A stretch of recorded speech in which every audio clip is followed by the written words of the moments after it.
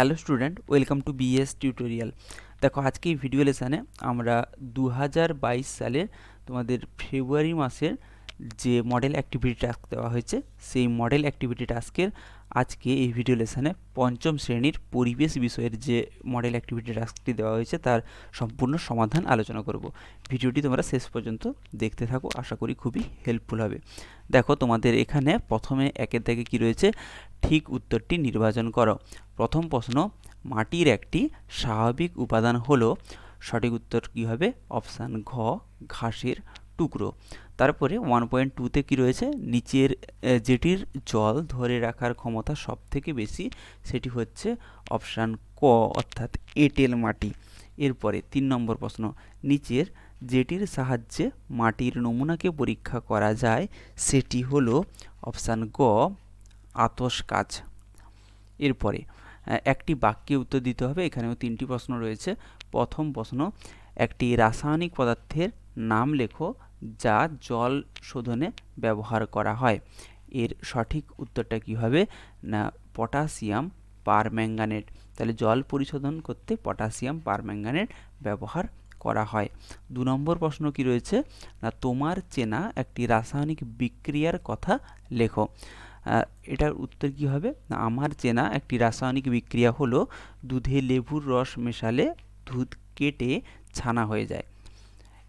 2.3, বৃষ্টির জল ধরে সেই দিয়ে করা যাবে এমন একটি কাজের কথা লেখো।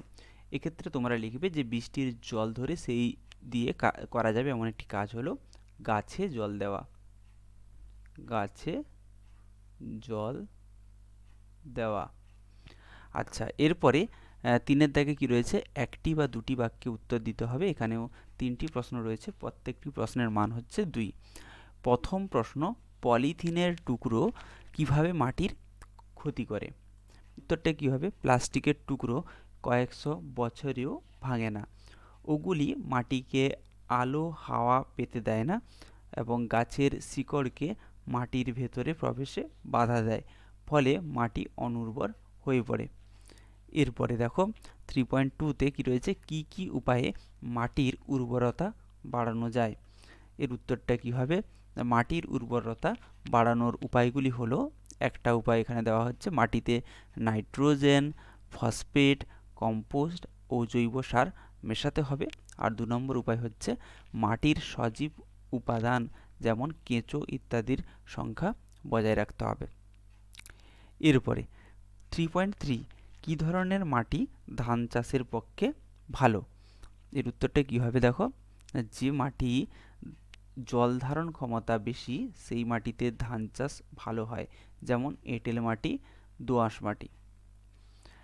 এরপরে দেখো 4-এর দাগে এখানে একটি প্রশ্ন রয়েছে, 2টি বা 3টি বাক্যে উত্তর দিতে হবে। প্রশ্নটির মান হচ্ছে 3। প্রশ্নটি কি রয়েছে না, পুকুরের জল পরিষ্কার রাখতে কি কি নিষেধাজ্ঞা জারি করা উচিত? দেখো উত্তরটি, পুকুরের জল পরিষ্কার রাখতে যে যে নিষেধাজ্ঞা জারি করতে হবে তা হলো, 1 নম্বর হচ্ছে পুকুরের জলে কাপড় কাচা ও বাসন মাজা যাবে না। 2 নম্বর হচ্ছে পুকুরের জলে ময়লা আবর্জনা প্লাস্টিক ফেলা যাবে না। 3 নম্বর হচ্ছে পুকুরের সঙ্গে কোনো ময়লা জলের ড্রেন যুক্ত করা যাবে না। এবং 4 নম্বর হচ্ছে পুকুরের আশেপাশে জমিতে সার দেওয়া যাবে না এবং পুকুরে গবাদি পশুর স্নান করানো যাবে না। এই সমস্ত নিষেধাজ্ঞা যদি জারি করা হয় তাহলে পুকুরের জল পরিষ্কার থাকবে। তো এই ছিল তোমাদের পঞ্চম শ্রেণীর যে পরিবেশ বিষয়ের মডেল অ্যাক্টিভিটি টাস্কের সমাধান। আশা করি ভিডিওটি তোমাদের কাছে খুবই হেল্পফুল হয়েছে। যদি হেল্পফুল হয় অবশ্যই লাইক করো, কমেন্ট করো, বন্ধুদের সঙ্গে শেয়ার করো। Thank you.